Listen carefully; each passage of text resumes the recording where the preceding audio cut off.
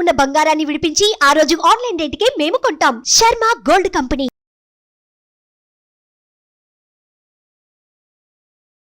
శ్రీమాత్రే నమః.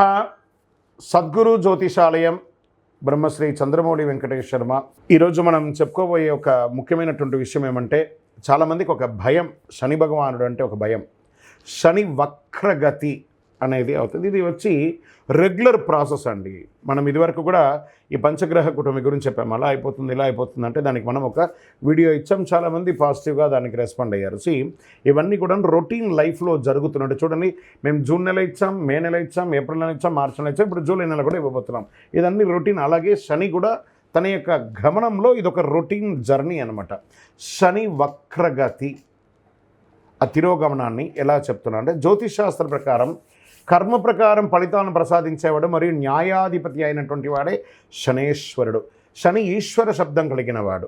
ఏ దేవుడికి కూడా ఈశ్వర శబ్దం రాలేదు, ఈయనకి మాత్రం శనేశ్వరుడు అని పేరు వచ్చింది. 30 సంవత్సరాల తర్వాత తన సొంత రాశి అయినటువంటి కుంభరాశిలో వక్ర నివృత్తిని పొందుతున్నారు ఈయన. ఇది ఎంతో ఒక విశేషమైనటువంటి విషయం అండి. దానివల్ల 2024లో కొన్ని రాశుల వారిపై ప్రత్యేక వరాలను కురిపిస్తున్నారు. కొన్ని రాశులకి అదృష్టాన్ని కలిగిస్తున్నారు, కొన్ని రాశులకి యాజ్ ఇట్ ఈస్ రొటీన్గా చేస్తున్నారు. అలాగే సంపదలో అపారమైనటువంటి పెరుగుదల ఉంటుంది ఈ యొక్క శని వక్రగతిలో. ఏ అదృష్ట రాశి వారికి దీనివల్ల ప్రయోజనం కలుగుతుందో తెలుసుకుందాం. శని వక్రగతి సంచారం 2024 6 రాశులకి జీవితంలో ఆకస్మిక మార్పు. కుంభరాశిలో సంచరిస్తున్న శనిగ్రహం జూలై నుండి నవంబర్ వరకు ఎవరి జీవితంలో ఏ మార్పులు ఉన్నాయో కూడా చూద్దాం.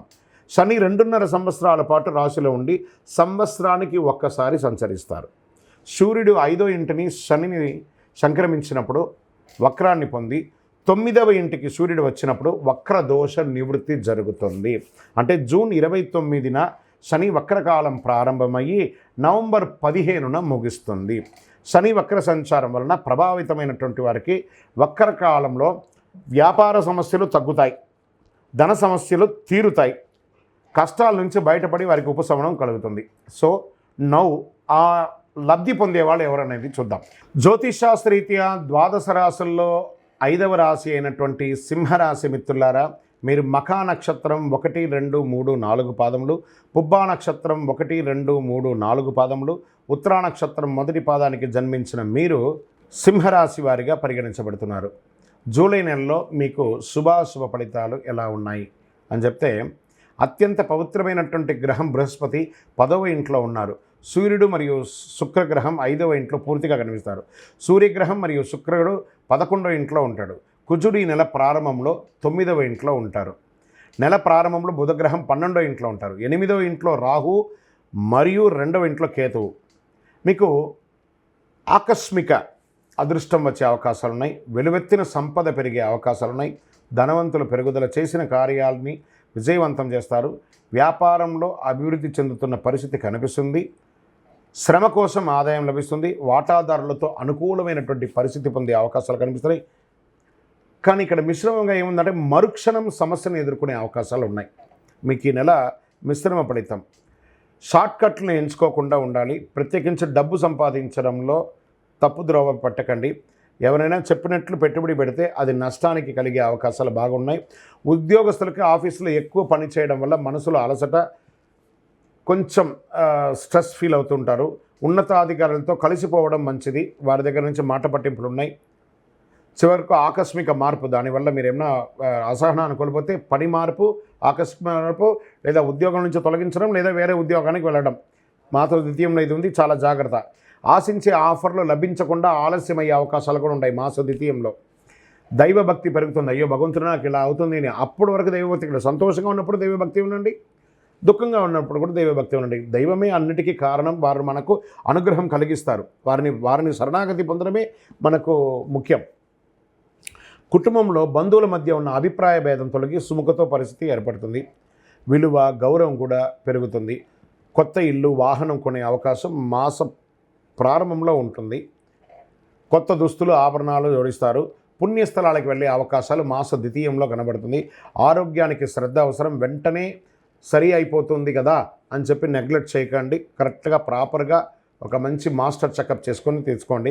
అభిప్రాయాల భేదాలు ఏర్పడవచ్చు. బంధువులతో, భార్యాభర్తలతో అనుసరంగా వ్యవహరించండి. మీరు కూర్చొని మాట్లాడుకొని రాజీ ధోరణి అవలంబిస్తే జీవితం ఆనందంగా ఉంటుంది. ఆస్తిని కొనుగోలు చేయవచ్చు. విద్యార్థులకు సంపూర్ణంగా మీ విద్యలో మంచి మద్దతు ఉంది. కాస్త మాదక ద్రవ్యాలకు దూరంగా ఉండడానికి ప్రయత్నం చేయండి. వ్యాపారం చేసే, ఉద్యోగం చేసే స్త్రీలకి ఇది ఒక మంచి అవకాశం కూడా చెప్పచ్చు. కార్యాలయాలలో మీకు మంచి పదోన్నతి కూడా వచ్చే అవకాశాలు ఉన్నాయి. షేర్ మార్కెట్ మిశ్రమం అండి. వ్యవసాయదారులకి మెట్ట పొలాలు వేసే అవకాశాలు చాలా బాగుంది. మీడియా రంగం వారికి కూడా కాస్త మిశ్రమం. ఐటీ రంగం వారికి బాగా విపరీతమైన స్ట్రెస్ ఉంటుంది. వివాహం కాని వారికి ఇంకొక 2-3 నెలలు ఓపిక పట్టండి. అనుకూలమైనటువంటి రోజులు 3 మరియు 11.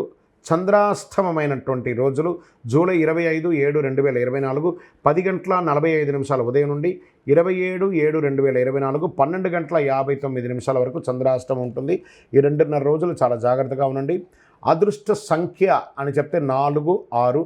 అదృష్ట దైవం అమ్మవారు ప్రార్థన చేయండి. మహావిష్ణువును కూడా ప్రార్థన చేయండి. అది మహావిష్ణువు అంటే రాముడు, వెంకటేశ్వర స్వామి, కృష్ణుడు ఇలాంటి దేవాలయానికి వెళ్ళండి. పరిహారం చక్కగా విష్ణు సహస్రనామ పారాయణం చేయండి. గురువారం దక్షిణామూర్తికి కూడా నెయ్యి దీపం వెలిగించండి, అర్చన చేయండి. కరుంగాళి మాల ధరించండి. రియల్ ఎస్టేట్ వారికి కూడా చాలా కలిసి వస్తుంది. మీ యొక్క పర్సనల్ జాతకం తెలుసుకోవాలనుకుంటే మీ పరిసర ప్రాంతాల్లో ఉన్న సద్గురువుని సంప్రదించండి. లేదా మా ద్వారా తెలుసుకోవాలనుకుంటే కింద కనబడుతున్నటువంటి నెంబర్కి మీ యొక్క పేరు, date of birth, time of birth, place of birth WhatsApp చేయండి. కాల్ చేయకండి. మీకు మేము రిప్లై ఇస్తాము. ఇంకనూ సకల దోషాలు తొలగి ఆనందంగా ఉండడానికి మీ వయస్సు ఎంత ఉందో అన్ని దీపాలను మీ ఇష్టదైవం ముందర నెలకొక్కసారైనా వెలిగించండి. విజయోస్తు. సుమన్ టీవీలో మీ పర్సనల్ అండ్ బిజినెస్ ప్రమోషన్స్ కోసం కింది నెంబర్కి కాంటాక్ట్ చేయండి.